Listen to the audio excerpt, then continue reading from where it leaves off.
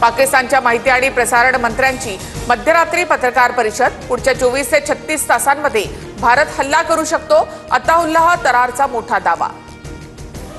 पहलगाम हल्ल्यानंतर राष्ट्रीय सुरक्षा सल्लागार मंडळाचं पुनर्गठन, माजी रॉ प्रमुख आलोक जोशी यांची अध्यक्षपदी निवड, तसंच माजी एअर मार्शल PM सिन्हा यांचा समितीमध्ये सहभाग।